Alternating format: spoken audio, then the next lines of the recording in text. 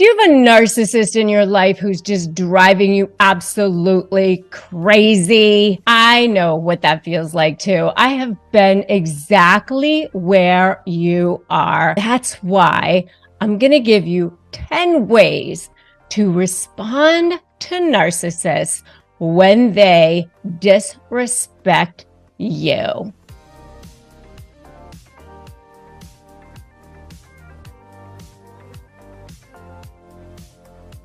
Hey there, I'm Rebecca Zung, and I am an attorney. I've been recognized by U.S. News as one of the best lawyers in America. I've written a couple of best-selling books, Negotiate Like You Matter and Breaking Free, a step-by-step divorce guide. And I actually have a brand new book called Slay the Bully, How to Negotiate with Narcissists and Win. It's already in pre-order, which you can check out at slaythebully.com. And I have a huge mission, which is for you to break free from toxic people and negotiate your best life. And I've helped thousands of people do exactly that. And if that sounds good to you, make sure you subscribe and hit that notification bell, because I want you to have access to free resources every single day. And by the way, I do have a free guide for you. It is free phrases for disarming narcissists, just like I'm giving you here.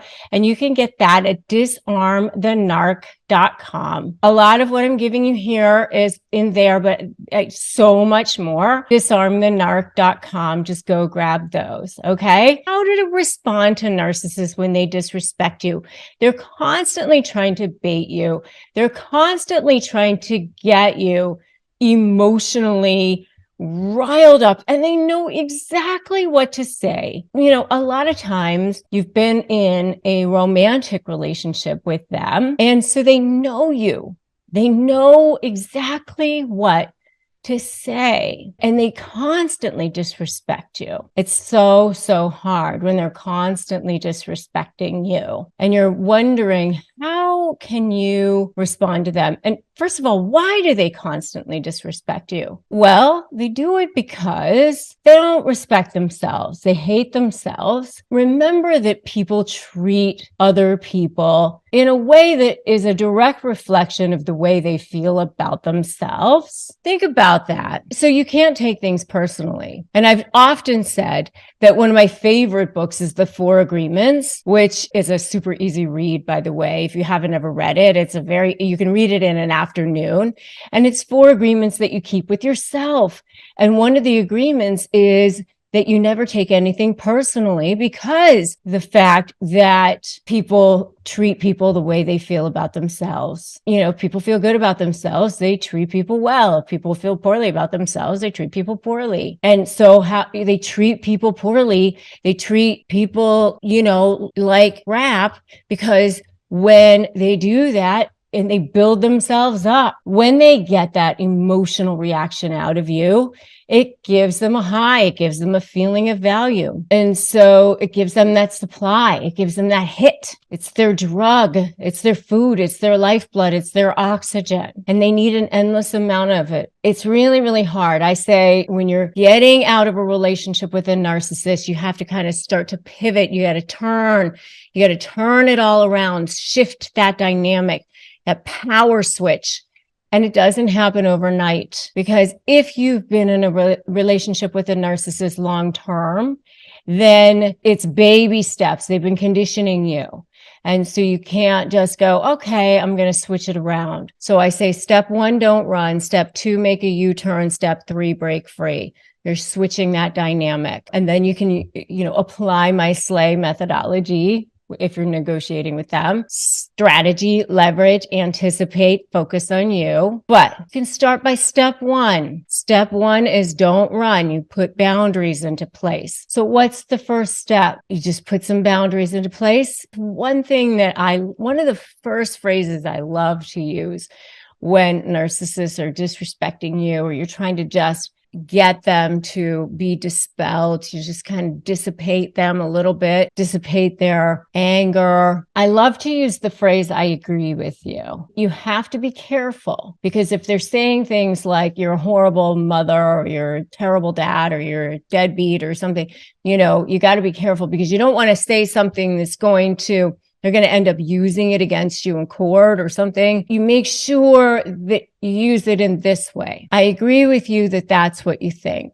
so they're disrespecting you. You need to get out of it. You just want to calm them down. You just want to get yourself out of there. So I use terms like I agree with you because they hear I agree and you're not agreeing to anything. The second one I like to use is I can see that you are upset. And I love phrases like this because you are actually now starting to remove yourself from the situation and starting to observe it as if you are a third party. That way you can start to see them for who they are. And that really starts to help your healing. It starts to get you on the path to becoming the more powerful version of yourself. You start to remember who you are. And number 3 is very similar, where you start to say things where you're just observing them, where you say, your approach is not working for me. Again, you're pushing it back on them. Your approach, it's not working for me. You're going to have to find a different one. You are the one who's upset. You are remaining calm. You are the steady one. It's making them appear to be the one who's the crazy one. You stay steady. Number 4, again, is similar in a way. You just say, okay, and just look at them. You say nothing. You don't take their bait. You just observe. Or you could just look at them like this. It's sort of like an okay, but like that. If you understand, give me a yes in the comments so far. You understand so far? Give me a yes in the comments. Number 5, you want to engage me in conversation, you will have to remain calm, factual, and non-emotional. You're looking at them and you're saying, hey there, buddy boy or young lady or whoever it is that you're talking to. You don't have to say it like that, but you're just basically, that's your attitude. You want to engage me in conversation, you will have to remain calm, factual, and non-emotional. You just stand there. And you are the one who is calm, factual, and non-emotional. Number 6, I know that you are hurt. You can say, I know that you're angry. I know that you're upset, or whatever word you want to use, however it is that you want to describe them. But that is not a valid reason for being disrespectful. So you can look at them. You can observe whatever emotion it is that you're observing, right? So they're disrespecting you. So you can observe their emotion. Again, you observing, you remaining calm. You're looking at them like as if they're a toddler having a tantrum on the floor. Number 7, if they're just completely and utterly disrespectful, or say something that is completely and utterly like personal or just ridiculous, you can just say, I'm choosing not to respond to that. That's number 7. Number 8, I'm going to have to ask you to respect my boundaries, especially if you have set down boundaries. You've already said, I don't want you to email me at this address, or I don't want you to use this form of communication, or whatever it is that is a boundary that they've decided to cross. And that's a disrespect to you. I'm going to have to ask you to respect my boundaries, because they will totally disrespect your boundaries. The next one is, I hear you, not saying anything. You're watching them, you're looking at them and letting them have their tantrum. Just like you're watching the toddler having the tantrum on the floor. You didn't say anything. A lot of times just by saying, I hear you, they got heard, and that's what they wanted. The last one is, if we are going to continue to communicate, I'm going to have to ask you to speak to me or write to me or communicate with me, whatever it is, however it is that you're communicating at that moment, in a way that is respectful. If you are talking, you obviously are saying, speak to me. If you're having a text message or if you're having an email, whatever it is. But if we're going to continue to communicate, it's going to have to be respectful. And then if they don't continue to communicate in a way that is respectful, you have every right to not continue the communication at that time. You do not have to stand there and be disrespected. You don't. And, I've been in situations with other lawyers. I've been in situations where I've had to take it. I mean, especially, with other male lawyers or whatever. And I've straight up said, I'm not standing here having this conversation with you. We can either wait until you're ready to have a conversation with me when you can be respectful, or we can take it up with the judge or an ethics committee if we have to. Sometimes you have to stand in your power, even when you're a professional. I'm telling you that you don't have to do this regardless of who they are, even if it's a family member. And you have to find what's right for you. You have to find what's right for your own mental health and your own sake and your own sanity and your own soul. I know that it's hard, but life is hard. These are the teaching times that we are in earth school as a soul.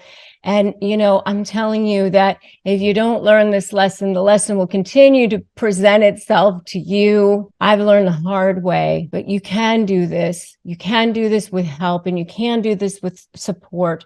With the support of people around you. You can definitely do hard things, that's for sure. I have a private Facebook group, a support system, which you are absolutely welcome to join. It's Narcissist Negotiators with Rebecca Zung.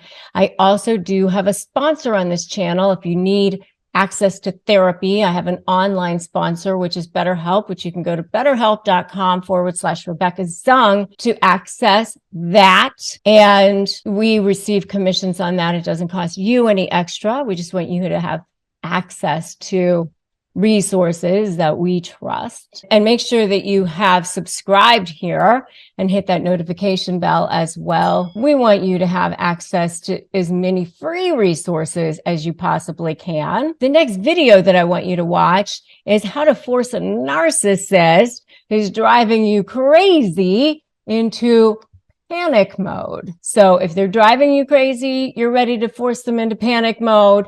That's the next video I want you to watch. And remember that today is a great day to start negotiating your best life. I'm Rebecca Zung, and I am so happy that you stopped by, and I will see you in that next video.